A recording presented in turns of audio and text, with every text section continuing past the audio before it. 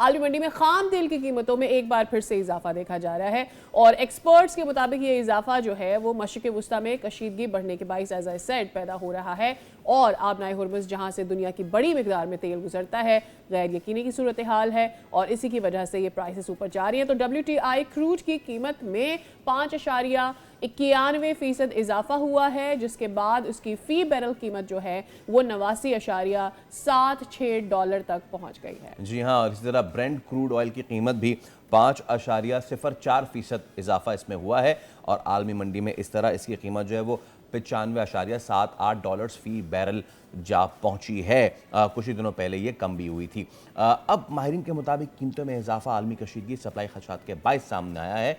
असरात तवानाई की आलमी मंडी पर मजीद पड़ सकते हैं, असरात पड़ रहे हैं स्टॉक मार्केट पे भी। और अगर पाकिस्तान स्टॉक एक्सचेंज की बात की जाए PSX की तो राइट नाउ मंदी से आगाज हुआ है और एज वी आर स्पीकिंग मंदी वैसे कम होती जा रही है।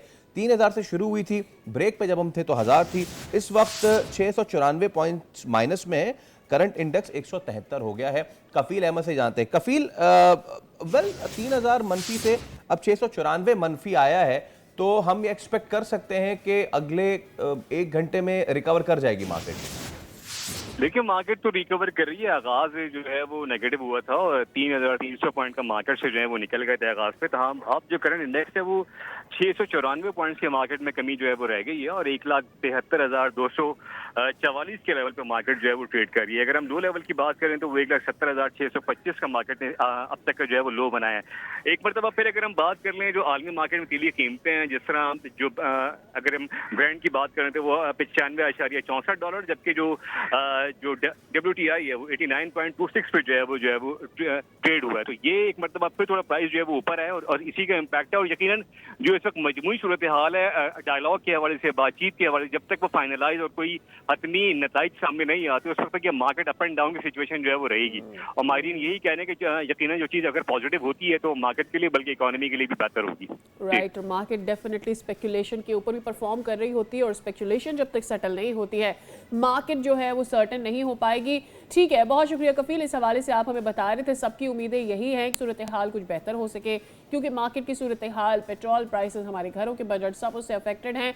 लेकिन एट द सेम टाइम हमें ये भी पता है फैसल कि मार्केट की सिचुएशन, और हमने सुबह उठते ही जो ऑयल प्राइसेस देखी उनका हाई जो है वो सर्टन हो जाएगा जैसे ही वक्त गुजरने के साथ साथ कोई टॉक्स के हवाले से बात सामने आएगी। तो डेफिनेटली आज हफ्ते का पहला ही दिन है एंड एज वी स्पीकिंग हमें ये पता चल रहा है कि जो US डेलीगेशन है वो पाकिस्तान पहुंच रहा है। लेट्स सी कि ईरानियन डेलीगेशन के हवाले से क्या खबरें आती हैं। As I go through PSX तो इस वक्त इस मनफी 600 पॉइंट्स के साथ भी ऑयल एंड गैस सेक्टर जो है वो इस वक्त अंडर प्रेशर दिखाई दे रहा है और वो ऑब्वियसली मनफी में है। बैंकिंग सेक्टर जो है दैट्स ऑन अ राइज, लेकिन when we call about the oil and gas sector उसमें OGDC हो उसने मनफी बनाया हुआ है, PPL उसने इस वक्त मनफी बनाया हुआ है। सो उम्मीद यही की जा रही है कि जैसे जैसे आज दिन जो है वो आगे बढ़ता जाएगा और कुछ पॉजिटिव खबरें आएंगी मुज़ाकरात के हवाले से, तो हो सकता है कि स्पेकुलेटिवली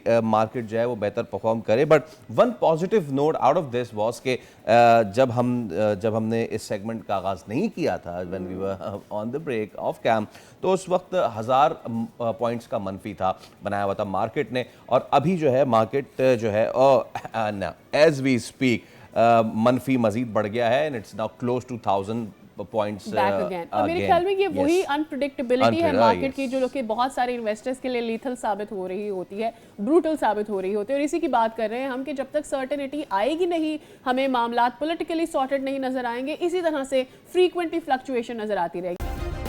सब्सक्राइब करें और बेल दबाएं ताकि कोई खबर रह न जाए।